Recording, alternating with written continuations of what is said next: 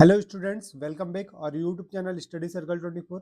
Dear students, आज के video में हम देखेंगे आपका सीजीबीएसई का क्लास 12 का केमिस्ट्री का मॉडल पेपर। ठीक है, इससे पहले भी हमने बाकी सब्जेक्ट के अपलोड कर दिए हैं वीडियो मॉडल पेपर के। अगर आपने अभी तक नहीं देखा होगा तो आपको इस वीडियो के डिस्क्रिप्शन में सारे वीडियो के लिंक दे दिया जाएगा, वहाँ से भी आप देख सकते हैं। तो चलिए हम वीडियो को स्टार्ट करते हैं। सबसे पहले आपका जो ये एमसीक्यू क्वेश्चंस रहेंगे, है ना, तो एमसीक्यू क्वेश्चंस को यहाँ देख लेते हैं विथ आंसर।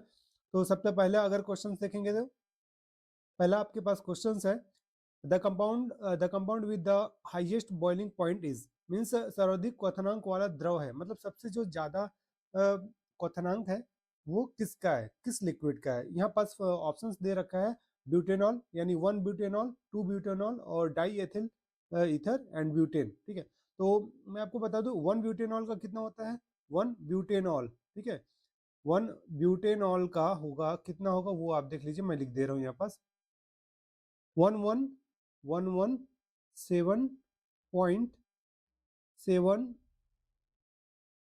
डिग्री सेल्सियस होता है। ठीक है, ये 1 ब्यूटेन का होता है। अगर बात करें वहीं पास 2 ब्यूटेन का, 2 ब्यूटेन, ठीक है, 2 ब्यूटेनॉल का बात करें तो 2 ब्यूटेनॉल का कितना होगा, 2 ब्यूटेनॉल का होता है 99.5 डिग्री सेल्सियस। ठीक है, अब डाई एथिल ईथर की बात करेंगे तो डाई एथिल ईथर का होगा 34.6 डिग्री सेल्सियस। और अगर वहीं ब्यूटेन की बात करें तो ब्यूटेन का होता है -0.4 डिग्री सेल्सियस। तो देख लीजिए यहाँ पास से सबसे ज्यादा किसका है, 1 ब्यूटेनॉल का है। ठीक है, 117.7 डिग्री सेल्सियस। तो इसका मतलब ऑप्शन नंबर ए ये करेक्ट आंसर है। नेक्स्ट आप क्वेश्चन देखते हैं। क्वेश्चन नंबर 2 देखिए, the molality of solution obtained by your dissolving 36 gram of glucose in 250 grams। ठीक है, मतलब 36 ग्राम ग्लूकोज को 250 ग्राम जल में घोलने पर प्राप्त विलयन की मोललता क्या होगी, ये पूछा गया है। आपके पास ऑप्शन दिया हुआ है 0.5 metre, 0.8 metre, 0.9 metre and 1.0 metre. तो चलिए इसका देख लेते हैं। सबसे पहले आपको क्या निकालना पड़ेगा, यहाँ पास 36 जो ग्राम ग्लूकोज दिया हुआ है उसको आपको सबसे पहले मोल निकाल लीजिए। तो मोल का फॉर्मूला क्या होता है, mole is equal to mass upon molar mass. ठीक है, मास अपॉन मोलर मास, ये इसका फॉर्मूला हो गया। ठीक है, अब इसके बाद मास कितना है, 36, ग्लूकोज का मास कितना है 36, और उसका मोलर मास अगर आप फाइंड करेंगे तो लगभग जो है कितना होता है 180 होता है। ठीक है, 180 होगा। अब आपको करना क्या है, यहाँ पर सब डायरेक्ट डिवाइड कर दीजिए। ठीक है, तो 180 से 36 को डिवाइड करेंगे तो पहले क्या होगा, 0 टाइम जाएगा, ये पॉइंट लग जाएगा, फिर 360 हो जाएगा, 18 टू 36 होता है, एक 0 कर दीजिएगा तो ये कितना आएगा 0.2 आ जाएगा। ठीक है, 0.2 ग्राम मोल आ जाएगा। नेक्स्ट आप क्या करते हैं, ये आपको मोल मिल गया। अब हमको निकालना है क्या, इसका मास निकालना है। ठीक है, जो आपके पास दिया हुआ है 250 ग्राम वाटर का जो मास दिया हुआ है ना, उसको हम केजी में कन्वर्ट कर लेंगे। तो देखिए 0.2 ये मिल गया आपको। अब मास निकाल लेंगे हम यहाँ पास, तो मास का फॉर्मूला यूज करेंगे इसके लिए ना, जो 250 ग्राम जल के लिए दिया हुआ है, वाटर के लिए उसके लिए पहले निकालते हैं। तो क्या होगा, 250 ग्राम ये दिया हुआ है आपका, और उसको अपॉन क्या होता है 1000। ठीक है, ये आपके पास फॉर्मूला है, 1000 ग्राम पर मोल, सॉरी ग्राम को केजी में आप कन्वर्ट करेंगे तो यहाँ पास ग्राम पर केजी आपको लिखना है। तो 0 से 0 ये कैंसिल हो गया। ठीक है, कितना बचा आपके पास 25 और अपॉन 100, तो 25 को और डिवाइडेड बाई 100 डायरेक्ट आप डिवाइड कर दीजिए। तो सबसे पहले तो 0 टाइम जाएगा, फिर 250 हो जाएगा, एक पॉइंट डेसिमल यूज करने के बाद 250 हो जाएगा, तो 100 टू जा 200, फिर अगेन 5 बचेगा, तो एक 0 और डेसिमल यूज किए हैं इसलिए 0 लगा देंगे तो 500 हो जाएगा। तो कितना आ जाएगा 0.25 आ जाएगा। ठीक है, ओके, कितना मिला 0.25 केजी, राइट। अब इससे पहले आपको मोल कितना मिला था 0.2, और ये मिल गया आपके पास कितना 0.25। अब इन दोनों को हम क्या करेंगे, डिवाइड कर देंगे। ठीक है, मोलालिटी का जो फॉर्मूला यूज होता है उसको हम अप्लाई करेंगे कि molarity is equal to mole of solute and mass of solvent. तो इसको यूज कर लेते हैं। अब मोलरिटी का जो फॉर्मूला है आपके पास,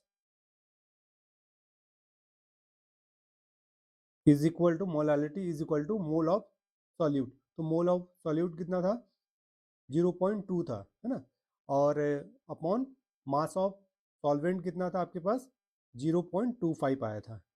ठीक है, अब इसको आप क्या करना है, आपको 0.2 डिवाइडेड बाई 0.25 को डिवाइड करना है। तो सबसे पहले आप क्या कीजिए, इसका डेसिमल को आप रिमूव कर दीजिए, मतलब डेसिमल को जब रिमूव करेंगे तो 2/10 हो जाएगा और यहाँ 25/100 है ना। तो जब उसको आप डिवाइड करेंगे तो क्या मिलेगा, 20/25। ठीक है, डेसिमल को रिमूव करने के बाद जब कैंसिल हो जाएगा तो 20/25 मिलेगा। अभी इसको आप डिवाइड कर दीजिए। तो डिवाइड कैसे करेंगे, 25 से डायरेक्ट डिवाइड कीजिए। पहले तो आपके पास 0 टाइम जाएगा, है ना, फिर एक 0 यहाँ पास और इंक्रीज हो जाएगा, तो यहाँ पास 200 हो जाएगा। तो 200 होने के बाद फिर 25 8 जा 200 होता है। ठीक है, तो ये कितना आ जाएगा, ऑप्शन नंबर बी, ये आपका सही हो जाएगा। 0.8 मीटर यहाँ दिया हुआ है, करेक्ट। ओके, देख लीजिए ऑप्शन नंबर बी इसका करेक्ट आंसर है। क्वेश्चन नंबर 3 देख लेते हैं। In the electrolysis of copper sulfate solution using a copper electrode, इसका मतलब ये हुआ कि कॉपर सल्फेट विलयन के कॉपर इलेक्ट्रोड के साथ विद्युत अपघटन प्रक्रिया में क्या होता है। फर्स्ट ऑप्शन दिया हुआ है, copper is deposited at the cathode and gets dissolve at the anode. इस मीन्स एनोड पर तांबा घुलता है तथा कैथोड पर जमता है। और दूसरा ऑप्शन है, copper is deposited at the cathode, cathode पर तांबा घुलता है। And third option is oxygen is released at the anode, anode पर ऑक्सीजन रिलीज होता है। नेक्स्ट ऑप्शन है, hydrogen is released at the cathode, cathode पर हाइड्रोजन निकलता है। तो इसका आपके पास करेक्ट ऑप्शन हो जाएगा ऑप्शन नंबर ए। ठीक है, एनोड पर तांबा घुलता है तथा कैथोड पर जमता है।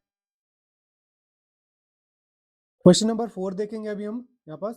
तो क्वेश्चन नंबर 4 है आपके पास, the unit of specific conductivity is, विशिष्ट चालकता की इकाई पूछा गया है। तो ओम इनवर्स है, ओम इनवर्स सेंटीमीटर इनवर्स और ओम सेंटीमीटर, और लास्ट ऑप्शन है ओम सेंटीमीटर इनवर्स। तो इसका option number B is correct answer होगा, ohm inverse centimetre inverse.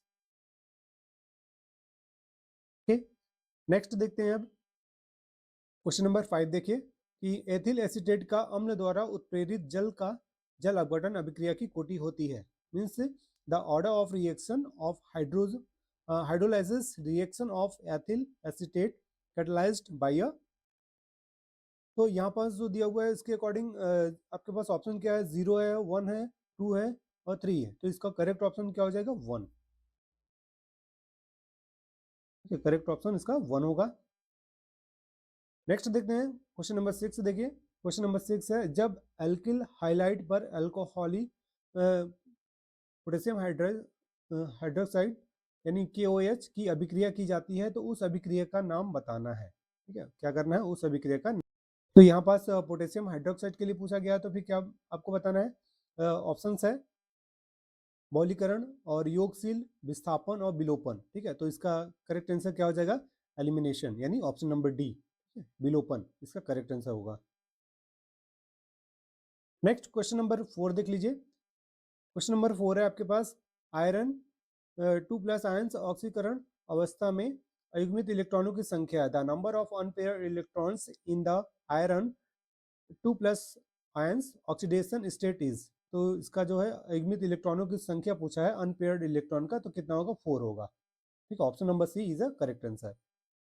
Next question देखेंगे, तो the coordination number of cobalt in cobalt hexaammine ना क्लोराइड इज। तो इसमें क्या पूछा गया है कि आपके पास हेक्साएमीन कोबाल्ट, ये जो आपके पास यहाँ दिया हुआ है, सबसे पहले आप देखेंगे तो इसमें कोबाल्ट का समन्वय संख्या पूछा गया है। ठीक है, इसमें ये एमीन भी हेक्सा दिया हुआ है। ठीक है, हेक्साएमीन, तो यहाँ पास आपका इसका समन्वय संख्या अगर देखेंगे तो समन्वय संख्या कितना हो जाएगा इसमें, ऑप्शन नंबर डी एक करेक्ट आंसर हो जाएगा। नेक्स्ट क्वेश्चन नंबर 9 देख लीजिए।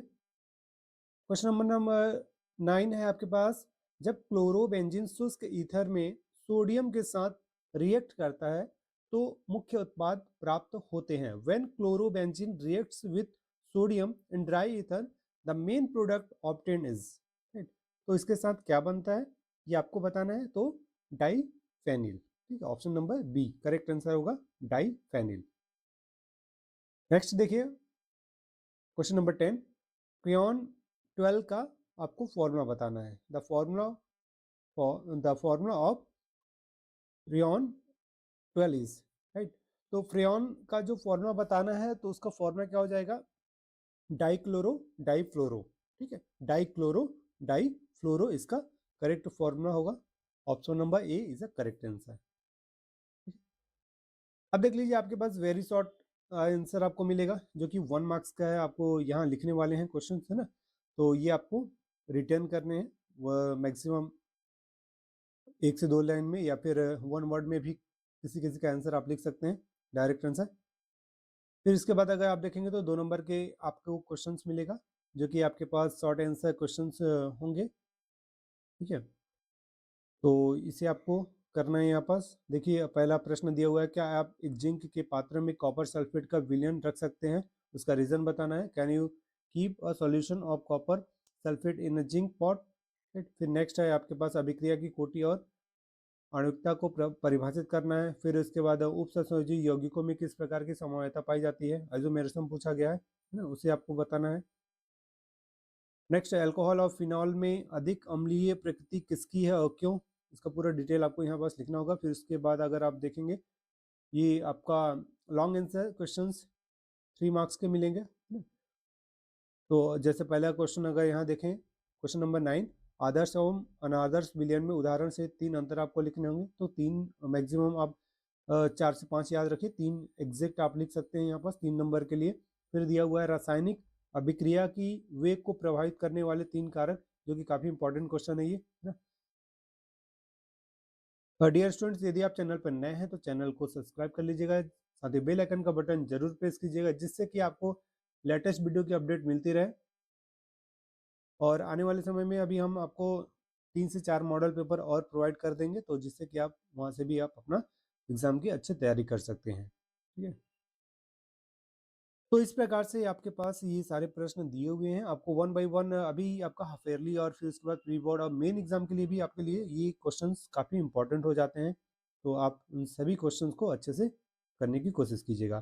फिर आप देखिए 4 मार्क्स वाले क्वेश्चन है कि सिद्ध कीजिए कि किसी अवाष्पशील विलय युक्त विलयन का अपेक्षिक वाष्प दाब में अवनमन विलयन में उपस्थित विलय के मोल प्रभाज के बराबर होता है। ठीक है, ये 4 मार्क्स में क्वेश्चन मिल जाएगा इधर का।